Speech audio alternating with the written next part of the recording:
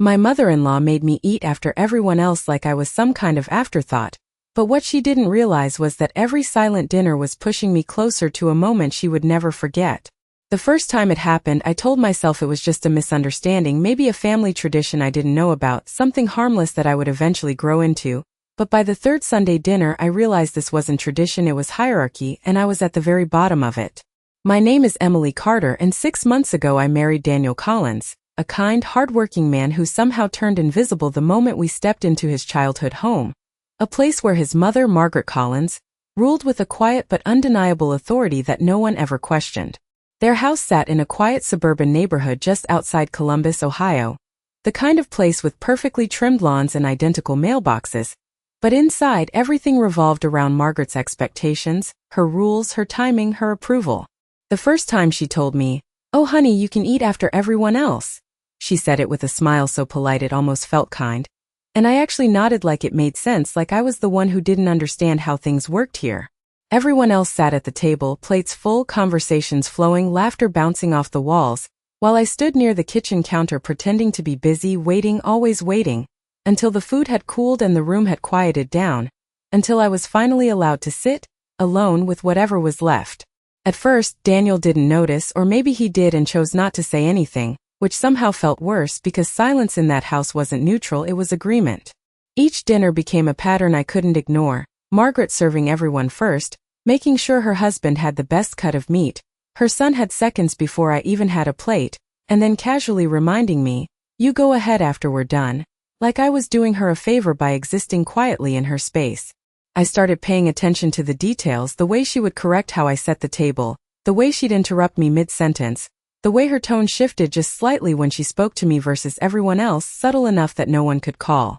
it out, but clear enough that I felt it every single time. And the worst part wasn't the waiting or the cold food, it was the way it made me question myself, like maybe I hadn't earned my place yet, like maybe this was just how things were supposed to be for someone like me, new to the family, still proving herself. But deep down, something didn't sit right, because respect isn't something you earn by being silent, and dignity isn't something you wait your turn for like leftovers on a plate. And as those dinners kept happening week after week, I stopped seeing them as awkward moments I had to survive and started seeing them for what they really were. A quiet message repeated over and over again, telling me exactly where I stood, and I knew sooner or later, I was going to answer it in a way Margaret Collins would finally understand. At first I tried to convince myself that if I was patient enough things would change, that Margaret just needed time to accept me, so I showed up early to help with dinner, offered to cook, to clean, to do anything that might make me feel like I belonged there instead of hovering on the edge of it, but every attempt somehow circled back to the same place. Me standing in that kitchen while everyone else took their seats like I was part of the staff instead of the family. One evening I arrived nearly an hour early with a homemade apple pie, something my own mother used to make every fall, hoping it might soften Margaret a little, and she smiled when she saw it, complimented how it looked, then gently slid it to the back of the counter and said she already had dessert planned, and just like that my effort became invisible, tucked away like it did not quite fit her version of how things should be. Daniel gave me a quick reassuring glance, the kind that says everything is fine without actually fixing anything, and I told myself not to make a big deal out of it, not to be sensitive, not to turn something small into something bigger, but the truth was it was never just one moment, it was the accumulation of all of them, stacked quietly on top of each other until I could not ignore the weight anymore. During dinner that night I stood by the sink again, listening to conversations about family vacations, childhood memories, inside jokes I was never part of, and I noticed something I had not fully understood before. It was not just that Margaret controlled the house, it was that everyone else had learned to orbit around her without question, including Daniel, who laughed when she laughed and agreed when she spoke, even when what she said was clearly unfair. When I finally sat down with my plate after everyone had finished, the room had already started to empty, chairs scraping lightly against the hardwood floor as people moved on to the living room, leaving me alone with the quiet and the leftovers. And that was the moment something shifted inside me. Not loud or dramatic, just a calm, steady realization that this was not going to change on its own. I started to watch more carefully after that, noticing how Margaret reacted to control slipping even slightly out of her hands, how she corrected small things immediately, how she needed to be the one who decided when people ate what they ate, and even how they interacted with each other, and I began to understand that this was not about me personally, it was about maintaining a structure where she stayed firmly at the top. The next Sunday I tested something small. I reached for a plate at the same time everyone else did, not aggressively, not making a scene, just acting like I belonged there. And for a split second the room went quiet, not because I had done something outrageous, but because I had done something unexpected, and Margaret looked at me with that same polite smile, only this time there was something tighter behind it as she said, "You can wait just a moment, honey," and everyone else immediately returned to normal, like nothing had happened, like that brief interruption had been corrected and order had been restored. That was when I knew exactly what I was dealing with, because it was not about food, it was about position. And if I kept accepting that position, nothing would ever change, but if I challenged it the wrong way, I would become the problem instead of the pattern. And I realized that whatever I did next could not be obvious, it had to be subtle, it had to make sense within her own rules, because the only way to change something like this was not to fight it directly, but to let it unfold in a way she could not control. After that moment I stopped trying to win Margaret over and started studying her instead. The way you study a system that looks simple on the surface but runs on rules no one ever says out loud. And the more I paid attention, the more I realized everything in that house followed a pattern that she had built over years, maybe decades, a pattern that only worked because everyone else played their part without question. I noticed how she always chose the seating arrangement, how she placed Daniel closest to her, how she served his plate first and watched his reaction before moving on to anyone else, and how she subtly guided every conversation back to topics she could control, never letting anything drift too far beyond her reach. It was not loud or aggressive, it was quiet authority, the kind that feels natural until you step outside of it and see how carefully it is maintained. I also started to see Daniel differently, not as someone who agreed with her behavior, but as someone who had grown up inside it for so long that he did not recognize it as something that could be questioned, and that realization made things more complicated because it meant I could not rely on him to change anything, at least not right away. One evening on the drive home I finally said something, keeping my voice calm, asking him if he had ever noticed that I always ate after everyone else, and he paused for a second like he had to think about it, like the pattern had been so normal to him that it never registered as unusual. And then he said something that stayed with me. He said, "That is just how Mom likes to do things, it is not a big deal." And I smiled and nodded like I understood, but inside I knew that was exactly the problem. Because anything can continue forever if everyone agrees it is not a big deal. That night I lay awake thinking about what kind of change would actually work in a situation like this, because confronting Margaret directly would only push her to defend her position more strongly, and asking Daniel to step in would put him in a position he was not ready to handle, so whatever I did had to come from within the structure she had created, not outside of it. The following Sunday I arrived at the house with a different mindset, not as someone trying to fit in, but as someone observing and waiting for the right moment.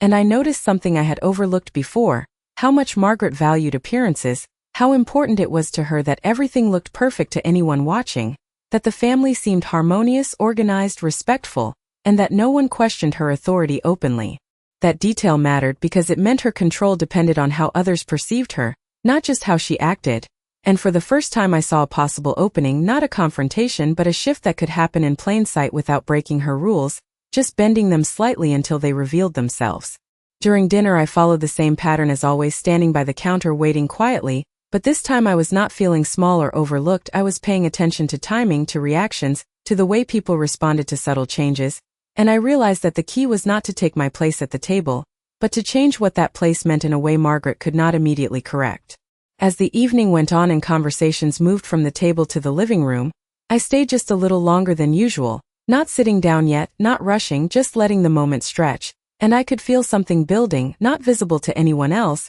but clear to me, like a line that had been drawn over and over again was about to be crossed in a way no one expected, including Margaret. That night I did something small that no one else noticed, but it changed the way I saw everything, because instead of waiting for permission to exist at that table, I decided to control the moment before the table even came into play, and the opportunity presented itself sooner than I expected. A few days later Margaret called Daniel and invited us over again, this time for a larger family gathering, cousins, an aunt from out of town, and a couple of family friends who had not seen Daniel in years, and when he told me about it I felt that quiet sense of clarity settle in, because I knew exactly what kind of night it would be, polished, controlled, and carefully presented, which made it the perfect setting for something subtle to unfold. I offered to help with the meal again, but this time I was specific. I told Margaret I would bring the main side dish, something everyone would share, and she hesitated for just a second before agreeing, probably because refusing outright in front of others would not fit the image she liked to maintain.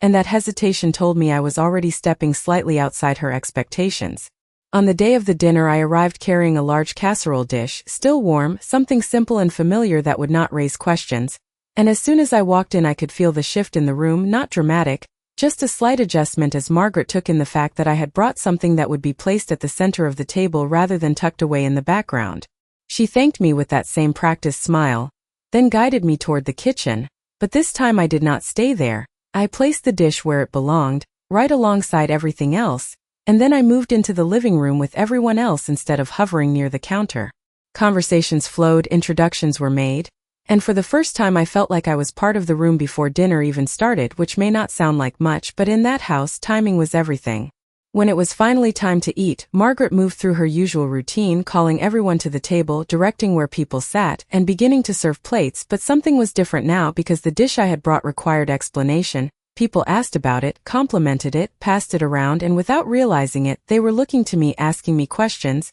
drawing me into the center of the interaction in a way Margaret could not easily redirect without drawing attention to. I could see her adjusting, smiling a little tighter, keeping things moving, trying to maintain the rhythm she was used to, and for a moment I wondered if she would still tell me to wait like always, if she would try to push me back into that familiar position, but this time the timing was off for her because the attention had shifted just enough that doing so would not feel as seamless as before. Plates were passed, conversations overlapped, and I reached for one at the same time as everyone else, not quickly, not defiantly, just naturally, like it was the most normal thing in the world. And there was that brief pause again, that tiny break in the pattern that only lasts a second but says everything, and Margaret looked at me, measuring the moment, weighing whether to correct it or let it pass, and I could tell she knew that whatever she did next would be noticed, not just by me but by everyone at that table. And for the first time since I had stepped into that house, I was not waiting to be told where I belonged, I was letting the moment decide, and I could feel the balance starting to shift, not all at once but enough that even Margaret could not ignore it anymore. Margaret chose not to correct me that night, and that single decision told me more than anything she could have said out loud, because it meant she understood the risk of breaking her own image in front of others, and once I saw that clearly I realized I was not trying to win a confrontation, I was quietly changing the conditions of the game. Dinner continued with a slightly different energy, subtle enough that no one could point to it, but present in the way people engaged with me more directly, asking follow-up questions about the dish I brought, complimenting it again, including me in conversations instead of talking around me, and for the first time I was not the last person at the table, I was simply another person at the table, and that shift, small as it seemed, felt significant. Margaret maintained her composure, smiling, hosting, guiding the flow of the evening, but I could see the adjustments happening in real time, the way she redirected conversations more quickly, the way she kept checking the room, making sure everything stayed within her control, and I understood that she was not going to let this become a pattern without responding in some way. After dinner, as everyone moved into the living room, I stayed behind just long enough to help clear the table, not out of obligation, but because I wanted to observe what she would do next, and sure enough, as soon as we were alone for a moment, she spoke in that same gentle tone she always used, saying it was lovely that I had brought something, but reminding me that she usually preferred to handle the main dishes herself, framing it as a matter of consistency, of keeping things organized, of maintaining tradition. I nodded, listening carefully, because the words themselves were not the important part. It was the intention behind them, a quiet attempt to re-establish the boundaries she felt slipping. I did not argue, I did not push back directly, I simply said I understood and that I just wanted to contribute, and then I left it there because I knew this was not a moment for resistance, it was a moment for patience. Over the next few days, I thought about how quickly things had shifted with just one small change, and it became clear that the next step could not be the same move repeated because Margaret would be ready for it. She would adjust her approach, tighten her control, and close the opening I had found. The key was not to escalate in an obvious way, but to deepen the shift without making it look like a challenge.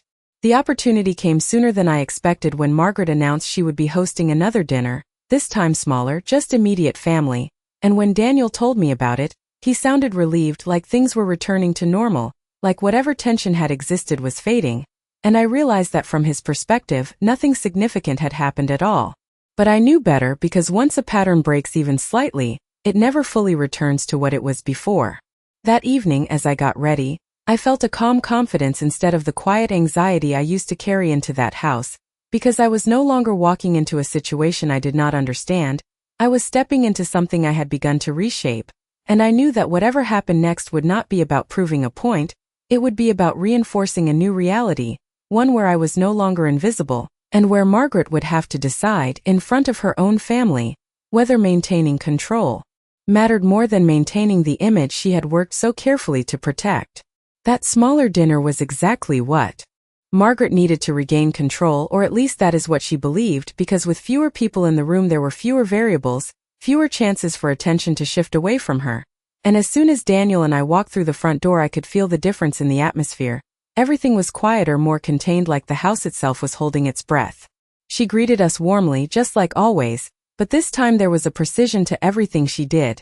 The way she guided me toward the kitchen again. The way she kept the conversation light and focused. The way she subtly re-established the rhythm she was used to. And I understood immediately that she was resetting the structure, making sure there would be no unexpected moments like the last gathering. I followed her lead at first, not resisting, not stepping out of line, because I knew that pushing too early would only confirm what she already suspected, that I was trying to disrupt her system. And instead I watched, letting her rebuild the pattern piece by piece, knowing that once it was fully visible again, I could choose exactly where to apply pressure. Dinner was called, plates were arranged, and just like before, she began serving everyone in her usual order, her husband first, then Daniel, then herself, and I could see it coming, that familiar pause before she would turn to me with that same polite instruction to wait. And for a moment it felt like nothing had changed at all. But this time I did not stand back by the counter, I stayed where I was, close enough to the table to be part of it, not taking a plate yet, just not removing myself from the space,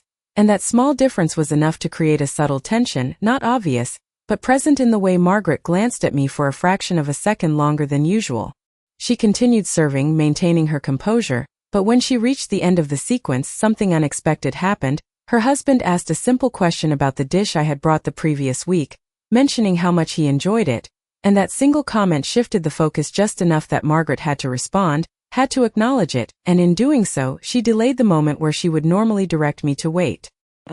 Saw the opening immediately, not because it was dramatic, but because it was imperfect, and imperfection was something her system was not designed to handle smoothly. So I reached for a plate again, calmly, naturally, as if there had never been a question about whether I belonged there. And this time the silence lingered just a second longer, because there were fewer people to absorb it, fewer distractions to cover it, and Margaret had to make a decision in real time. Correcting me would mean acknowledging the pattern in front of her husband and son, letting it pass would mean allowing the pattern to change, and for the first time I saw hesitation in her, not the controlled pause she usually had, but something more uncertain, something that suggested she was recalculating. She smiled, that same familiar expression, but it did not land the same way, and instead of telling me to wait, she simply moved on, continuing the flow of dinner as if nothing had happened, and in that moment the shift became real, not just to me, but to everyone at that table, even if they did not fully understand it. Conversation picked up again, Daniel relaxed, his shoulders dropping slightly like the tension he never acknowledged had eased,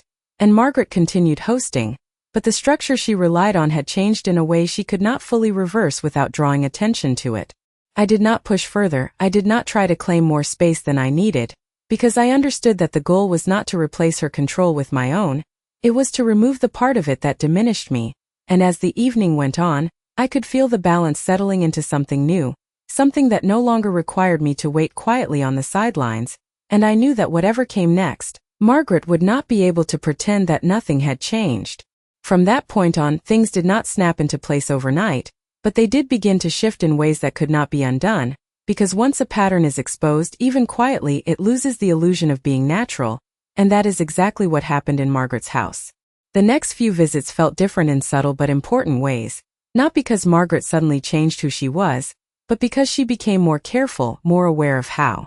her actions might be perceived, especially in front of Daniel and her husband, and that awareness created space where there had been none before. I noticed she no longer rushed to control every small detail the second it slipped. Instead, she allowed certain moments to pass, choosing her corrections more selectively, and that told me she was adapting, trying to maintain her authority without making it obvious. Daniel, on the other hand, began to notice things he had never questioned before, small things at first, like who was included in conversations or how decisions were made, and although he did not confront his mother directly, there was a quiet shift in how he engaged, a little more attentive to me, a little less automatic in his responses to her, and that alone changed the dynamic more than he probably realized. One evening, about 2 weeks later, Margaret announced she wanted to host a special dinner, something a little more formal, just the four of us, and she said it with a tone that suggested intention, like she was setting the stage for something important, and I understood immediately that this was her way of reasserting control, not by undoing what had happened but by redefining the structure on her own terms. When we arrived, everything was arranged perfectly, the table set with more care than usual, the lighting softer, the pacing deliberate, and it was clear she had planned every detail to restore the balance she was comfortable with. Dinner began smoothly, conversations flowing in a controlled rhythm, and for a while everything seemed almost normal, almost like we had returned to the old pattern, but I could feel the difference underneath it, like a current running just below the surface. As the meal progressed, Margaret guided the conversation toward family traditions, talking about how things had always been done, how certain roles existed for a reason, and how maintaining order created harmony. And although she never addressed me directly, it was clear the message was meant for me, a subtle attempt to reinforce her perspective without creating open conflict. I listened carefully, not interrupting, not challenging her, because I knew this was not the moment to push back. It was the moment to let her fully express the structure she believed in, because once it was spoken, once it was visible, it could no longer hide behind politeness or routine. When it came time to serve dessert, she moved with the same precision as always, controlling the timing, the portions, the sequence, and for a moment it felt like she was about to reintroduce the old rule, to quietly place me back at the end without saying it outright. And I realized this was the moment everything would either hold or fall back into place. But instead of stepping away or waiting, I stayed present, engaged in the conversation, responding naturally, and when the plates were passed around, I accepted mine without hesitation, not making a statement, just acting within the new space that had already been created. There was a brief pause, not as sharp as before, but still noticeable, and Margaret looked at me with a calm expression that masked the calculation behind it, and then she continued as if nothing needed to be corrected. And in that moment I understood that this was no longer about a single action or a single dinner, it was about a new normal taking shape, one where I was no longer defined by where I stood or when I was allowed to eat, but by the fact that I was no longer asking for permission to be included at all. What I did not expect was that the real shift would not come from what I did next, but from what Margaret did when she realized she could no longer rely on the same quiet rules to control the room, because when someone like her loses certainty, even slightly, it shows in the smallest details. A few weeks later she organized another gathering, this time inviting extended family again, the kind of dinner where everything needed to look perfect, where her role as the center of the household mattered most, and I could tell from the moment we arrived that she was determined to prove that nothing had truly changed. The house was immaculate, the table set with extra care, and she moved through the evening with that same practiced confidence, greeting guests, guiding conversations, making sure every detail aligned with the image she wanted to present. But underneath it, there was something different, not visible to anyone who did not know what to look for, but clear to me, a slight hesitation in her timing, a subtle awareness that the structure she depended on was no longer guaranteed.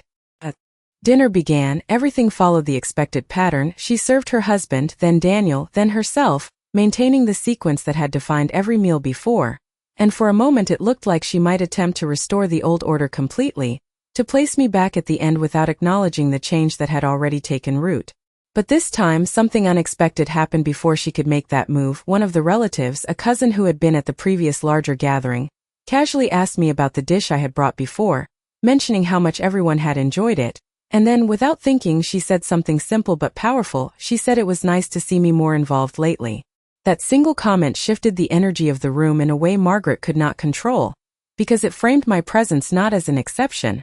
but as a natural part of the family dynamic, something positive, something welcomed. Margaret smiled, responding politely, but I could see the calculation behind her eyes, because now any attempt to push me aside would not just be a private pattern, it would be visible, it would contradict the image she had spent the entire evening maintaining. Plates were passed, conversations continued, and when the moment came, I reached for a plate just like everyone else, not rushing, not hesitating, simply existing within the flow of the dinner. And this time there was no pause, no silence, no subtle correction, because the context had changed too much for her to act without consequences. She let it happen, not because she wanted to, but because she had no clean way to stop it, and in doing so, she confirmed what had been building over the past few weeks, that the old structure no longer held the same power. As the evening went on, I noticed something even more telling: the way others began to interact with me differently, including me in conversations without hesitation, asking my opinion,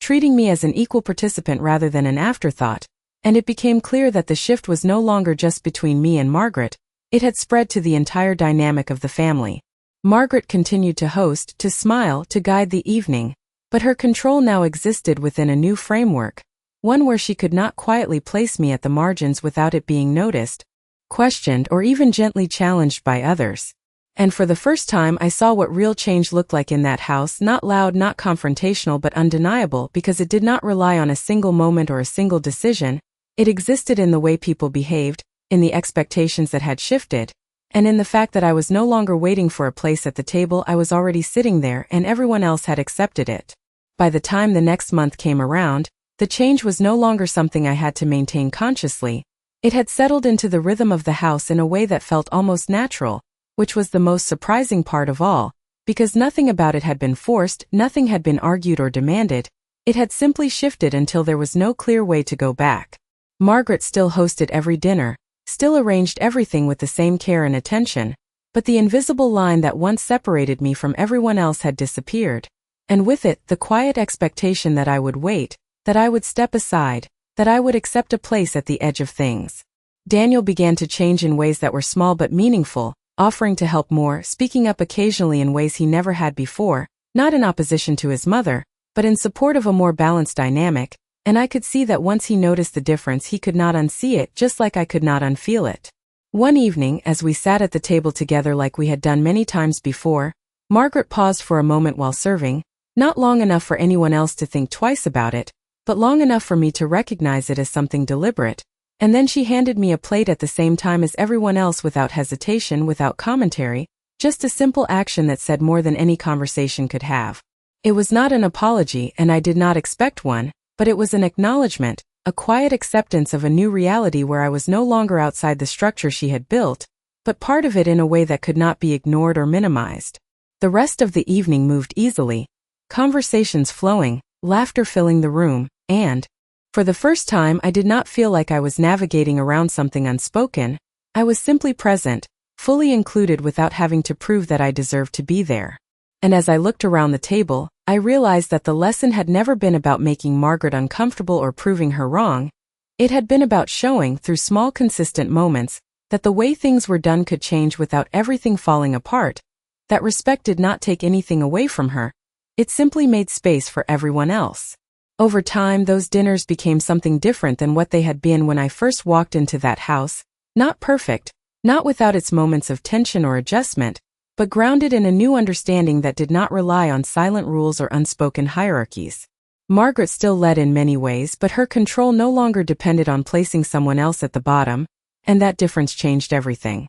I never confronted her, never raised my voice or demanded fairness, because I learned that in some situations, the strongest response is not to fight the system directly, but to move within it in a way that makes the old rules impossible to maintain. And the most unexpected part of it all was that once the change happened, it did not feel like a victory over her. It felt like a correction of something that had been out of balance for a long time, something that needed to shift for all of us, not just me. Now when I sit at that table, I do not think about where I belong or whether I have earned my place, because that question no longer exists. It was answered quietly over time, through actions that spoke louder than any argument ever could, and in the end, the lesson was not something I forced her to learn, it was something she could no longer ignore.